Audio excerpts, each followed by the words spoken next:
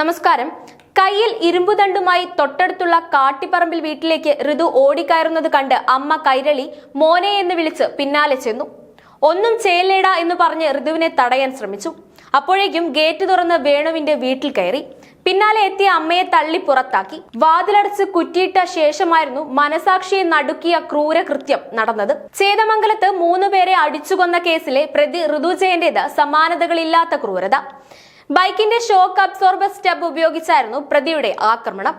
കൊല്ലണമെന്ന ഉദ്ദേശത്തോടെ തലയ്ക്കായിരുന്നു ആക്രമണം. ഈ 2 വീടുകളും തമ്മിൽ 15 അടി അകലം മാത്രമാണുള്ളത്.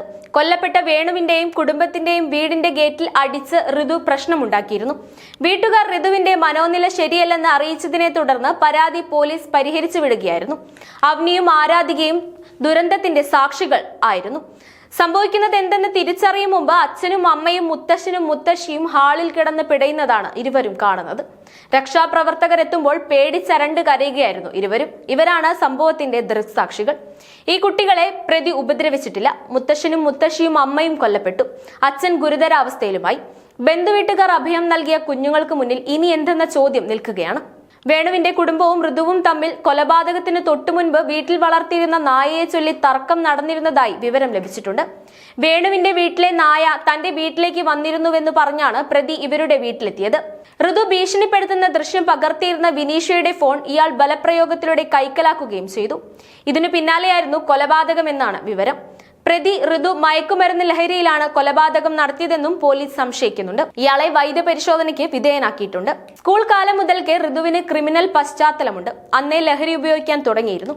പിന്നീട് അടിപിടി കേസിലും മറ്റും ഉൾപ്പെട്ടു. സ്ത്രീകളോടുള്ള മോശം പെരുമാറ്റം, അപവാദം പ്രചരിപ്പിക്കൽ എന്നിങ്ങനെ ഋതു ആളുകളെ നിരന്തരം ശല്യം ചെയ്യുമായിരുന്നു. അതുകൊണ്ട് തന്നെ സമീപവാസികൾക്ക് ഇയാളോട് ദേഷ്യമായിരുന്നു. ശല്യം കാരണമാണ് പ്രദേശത്ത് CCTV ക്യാമറകൾ സ്ഥാപിച്ചത്. ലഹരി ഉപയോഗിച്ചാൽ എന്തും ചെയ്യും, അതാണ് അവന്റെ രീതി. മുൻ മെമ്പർ പറഞ്ഞതിങ്ങനെയായിരുന്നു.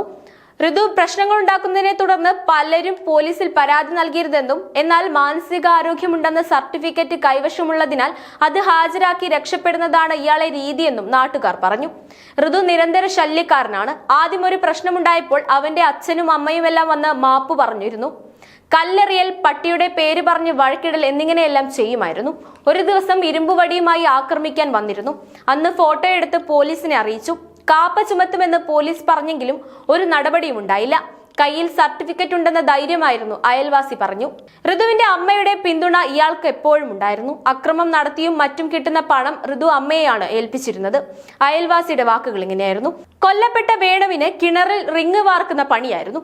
വീട്ടുകാര്യം നോക്കി മാത്രം ജീവിച്ചിരുന്ന ആളാണ് വേണു. അന്നന്നത്തെ കൂലിയിൽ ജീവിച്ചു പോകുന്നവരായിരുന്നു വേണുവിന്റെ കുടുംബം. പ്രായമായെങ്കിലും ഇപ്പോഴും അയാൾ ജോലിക്ക് പോകുന്നുണ്ടായിരുന്നെന്ന് നാട്ടുകാർ പറയുന്നു. ഓരോ ജീവിതവും ഓരോ കഥകളാണ്. വേറിട്ട കഥകളുടെ ഒരു കൂട്ടായ്മ. വേണമെങ്കിൽ നമുക്കതിനെ ഒരു നോവലെന്ന് പേരിടാം.